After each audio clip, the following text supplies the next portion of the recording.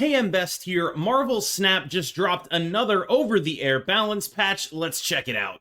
First up is Crystal, going from a 4-power, 4-cost card to a 3-power, 3-cost card. This change in cost and power does two major things. First, it enables her to go into the Silver Surfer deck, which is already a deck that sort of wants to consistently draw the card Silver Surfer.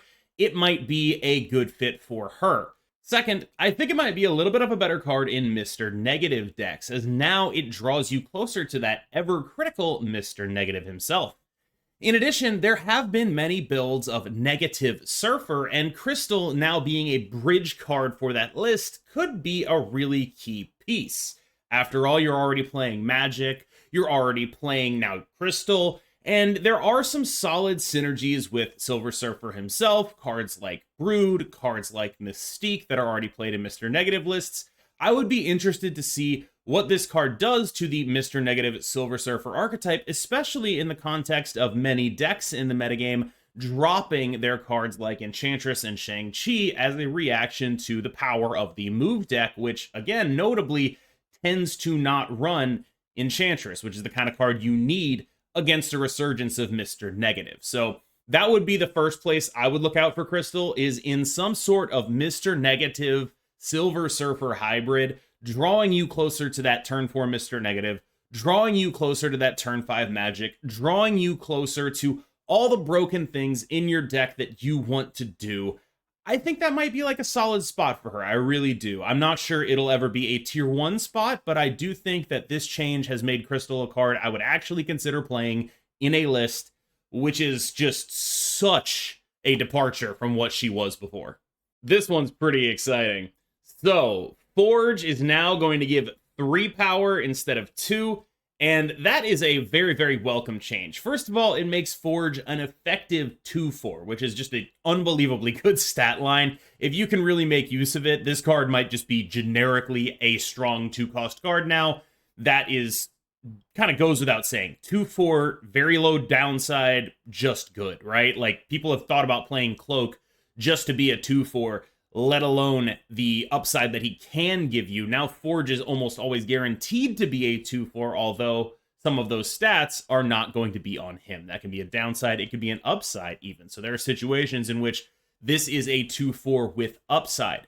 I would be remiss without mentioning that this is the week Lady Deathstrike released, and I actually think that this buff could be a real key for her in the metagame. I'll tell you why. When you play Forge into Lady Deathstrike, you get her to 6 power. This is a really important breakpoint.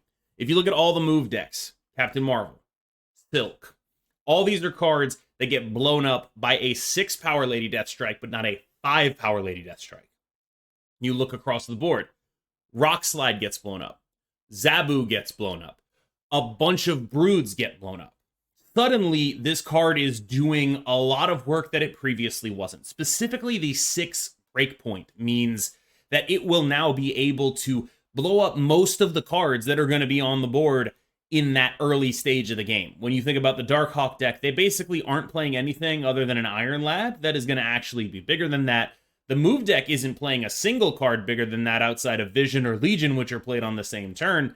And this is serious stuff, right? Previously, the only way to do that was to invest a Shuri into the Deathstrike, which A, 4 energy, B, you can only play it in the Shuri lane. Now suddenly you can hit that extremely important 6-power breakpoint whenever you want.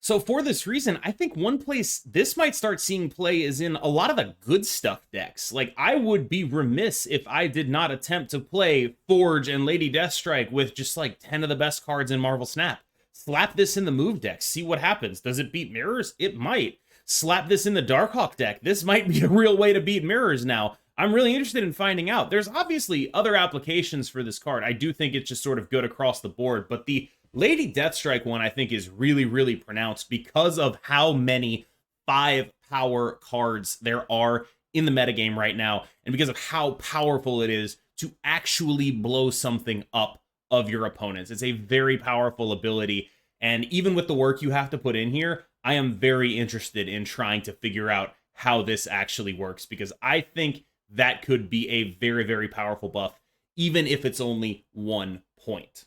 Finally, and probably the least exciting, Shanna the She-Devil is being buffed a little bit again, or I guess maybe even nerfed, depending on how you look at it. It's definitely intended as a buff. She's now going to be a 3-2 as opposed to a 4-4.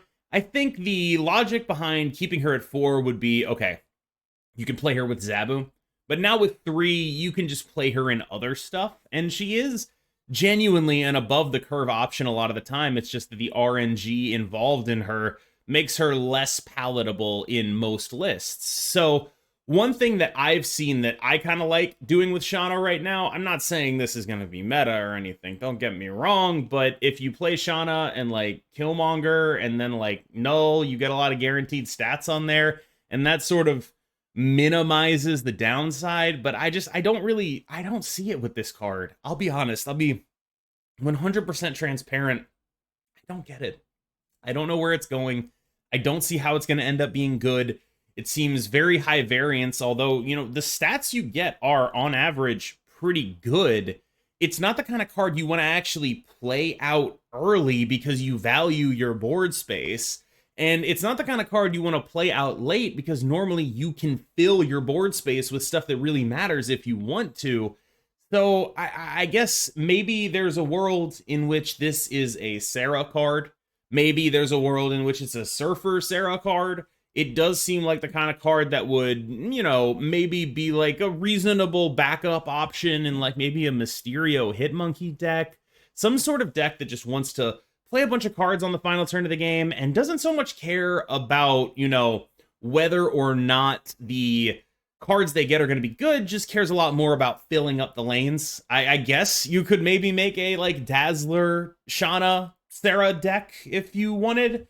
That could also be a Surfer deck. It does seem like those are reasonable numbers, but I think more along the lines of like, I just don't like how you can't really play her before the final turn of the game because of how RNG heavy she is and how full your lanes get. And I think filling up your lanes is generally just a really tough ask. For me, I tend to value that flexibility a lot, but you know, okay, there's that scenario where she works, and then there's the scenario where like you play her into a wave, and then it doesn't matter that your lanes are kind of full because you're already going to win because you used her to get ahead. Like there is something to that with this card as well, where you can just be like, I'm going to play this. It's going to have a ton of stats for a 3-cost card. And then I'm going to like just play another thing that has a ton of stats for a 4-cost card. And then I'm going to play a wave and then I'm going to win the game. I think that's a plausible outcome for this. I just don't know if relying on it makes a ton of sense. I do think there's like some real upside here though, because if you get stuff like, you know, even just like, you know, a bunch of 1-3s, I think that's like probably solid. A bunch of 1-2s. Let's say your average outcome is 1-2 with this. I mean, you get 3 1-2s plus her body. That's like a 3-8. That's like, it's not bad. It's just a very, very awkward card to play outside of those specific contexts. But what I try to do with these videos is instead of saying, you know, like, I don't get it and I'm never going to play it, I try to say like, okay, I don't get it, but here's how it could work. And so those are the scenarios I see it possibly working in. Maybe a Sarah deck, maybe a wave deck, but generally speaking, it's a card that I feel like will remain likely niche. So we'll have to see what happens there. I am a little more into it at this cost and power than I was at 4. I do think this is effectively a buff, but I don't know if it's enough to make it relevant. Thank you so much for watching. Let me know in the comments what your favorite change from this OTA was. As always, I've been Cam Best. Thank you so much for watching. If you liked it, leave a comment, like, subscribe. All those things help me out a ton. Thank you. I will see you in the next one.